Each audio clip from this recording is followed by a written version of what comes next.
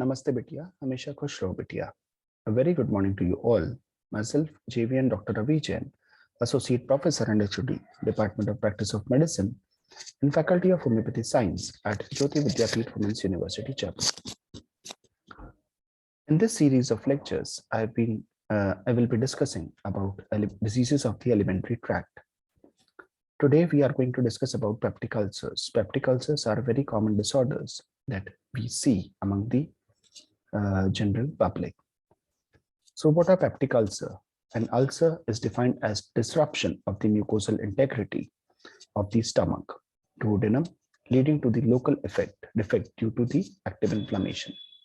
So an ulcer is defined as a disruption of the mucosal integrity of the stomach, duodenum, leading to the local defect due to the active inflammation. Ulcers occur within the stomach, duodenum, are often chronic in nature.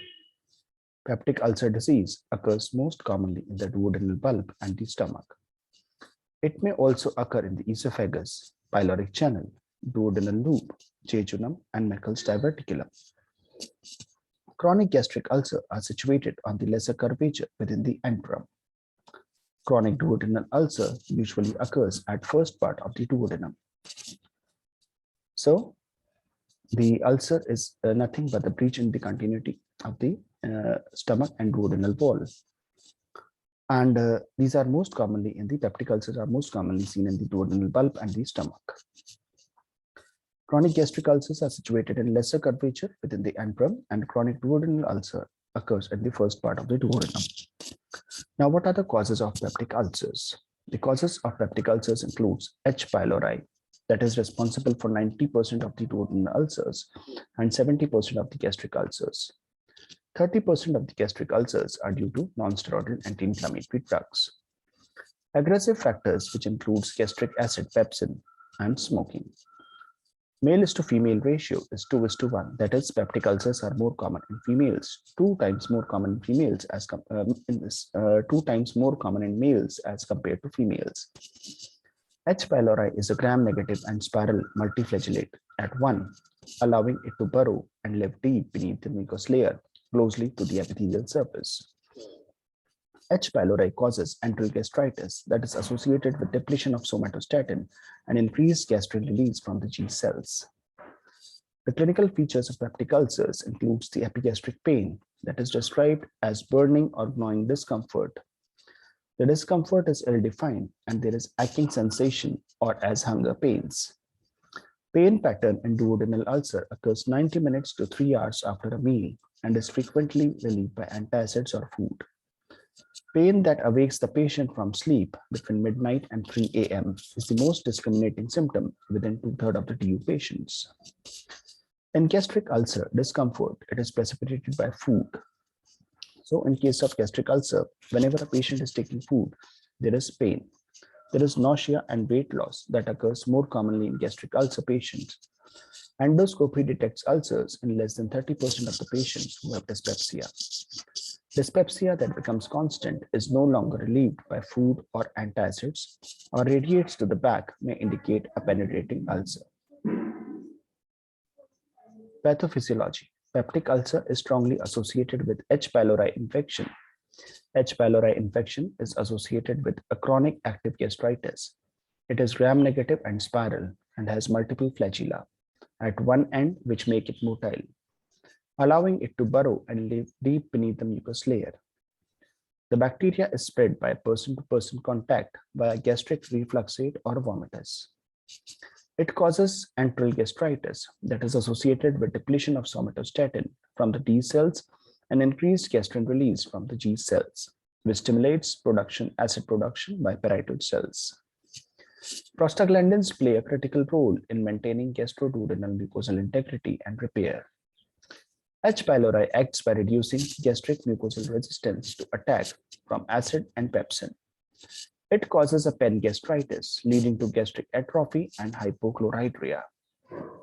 This allows bacteria to proliferate within the stomach, and this produces mutagenic nitrites from the dietary nitrates, predisposing to development of gastric cancer. NSAIDs are associated with peptic ulcers due to impairment of the mucosal defense. Smoking confers with an increased risk of gastric ulcer. Physical examination includes epigastric tenderness. Pain may be found in the right of the midline in 20% of the patients. Tachycardia or orthostatic suggest dehydration secondary to vomiting or active GI blood loss. A severely tender broad abdomen suggests perforation. Presence of succussion splash indicates retained fluid in the stomach, suggesting gastric outlet obstruction. Now, the complications of peptic ulcer. 10% patient with NSAIDs-induced mucosal disease that can be present with a complication. Complication includes GI bleeding, perforation, and gastric outlet obstruction. In the GI bleeding, most common complication is observed in the peptic ulcer disease, occurring in 15% of the patient with peptic ulcer patient. It is common in greater than 60 years of the age. 30-day mortality rate is as high as 5 to 10%. There is tarry stools of coffee ground MSS indicates bleeding. Perforation is the second most common peptic ulcer complication that is occurring in 6 to 7% of the PUD patients. 30-day mortality of over 20%. Sudden onset of severe generalized abdominal pain may indicate perforation. There is gastric outlet obstruction, least common peptic ulcer related complication that is occurring in 1 to 2% of the patients.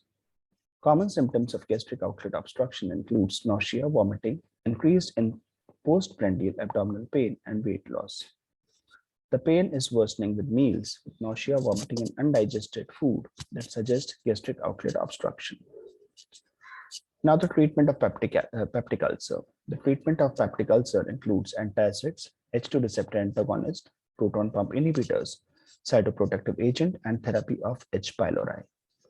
In the antacids, we can give aluminum hydroxide and magnesium hydroxide. H2 receptor antagonist includes cimetidine, ranitidine, famotidine, and nizatidine. The proton pump inhibitors includes omeprazole, esomeprazole, lansoprazole, rabeprazole, and pantoprazole. The cytoprotective drugs includes sulfacrylate, bismuth-containing preparation, prostaglandins, analog, miscellaneous drugs. In the therapy for H. pylori, we can give amoxicillin, metronidazole, tetracycline, clarithromycin, and bismuth compounds. There are 3 complications of peptic ulcer disease. One is GI bleeding. That is the most common complication. It is characterized by tarry stools, coffee ground sediments, and emesis. Second is perforation. It is the second most common with sudden onset of severe generalized abdominal pain. And third is the gastric outlet obstruction that is seen in this case. There is pain worse by eating with nausea and vomiting of the undigested food. There is another important complication that is associated with peptic ulcer or the severe condition of peptic ulcer is Zollinger-Ellison syndrome. Zollinger-Ellison syndrome is a severe peptic ulcer diathesis that is secondary to gastric acid hypersecretion due to the unregulated gastric release from the non-beta cells, endocrine cells. It is characterized by the triad of non-beta cell islets tumor that is known as gastrinoma, gastric acid hypersecretion, and severe peptic ulceration. The incidence of Zollinger-Ellison syndrome is 0.1 to 1% of the individuals suffering from peptic ulcer disease. Males are more commonly affected than females, and patients between the age group of 30 and 50 years are affected. The pathophysiology includes hypergastrinemia originating from an autonomous neoplasm. Gastrin stimulates acid secretion through the gastric receptors on the parietal cells. The hypergastrinemia leads to markedly increased gastric acid secretion through both the parietal cells. There is increased gastric acid output leads to peptic ulcer diathesis with erosive esophagitis and diarrhea. The clinical manifestation of Zollinger-Ellison syndrome consists of gastric acid hypersecretion. It is responsible for the signs and symptoms. Peptic ulcer are most common at unusual sites such as the postpulbar duodenum, jejunum, and esophagus. Diarrhea is second most common that occurs independent of ulcer and is found in around 50% of the patient. Diarrhea results from pancreatic enzyme inactivation by the acids, the damage to the intestinal epithelium surface by acid. Epithelial damage can lead to the mild degree of maldigestion, malabsorption, and nutrition. The gastrinoma can develop in presence of multiple endocrine neoplasia type 1 syndrome, and it includes the parathyroid gland, pancreas, and the pituitary. The diagnosis of Zollinger-Ellison syndrome is done by the biochemical measurement of gastrin and acid secretion. The serum gastrin level may be grossly elevated. There is H. pylori infection that can cause hypergastrinemia. Gastrin provocation test. Tumor localized is best achieved by endoscopic ultrasound and radio-labeled somatostatin receptor scintigraphy. Abdominal computerized tomography scan with magnetic resonance imaging or osteoscan to exclude metastatic disease. The treatment of Zollinger-Ellison syndrome includes proton pump inhibitors like omeprazole, lansoprazole, rabeprazole, and esomeprazole. 30% of the small and single tumors can be localized or resected. The synthetic somatostatin analog reduces gastrin secretion. So this was all about peptic ulcer disease and Zollinger-Ellison syndrome. I hope you must have understood the session properly. The details of this all is given in my PPT. So if you have any query, then please mention in the comment box and I'll try to resolve it. So this was all for today. Thank you very much. Have a good day.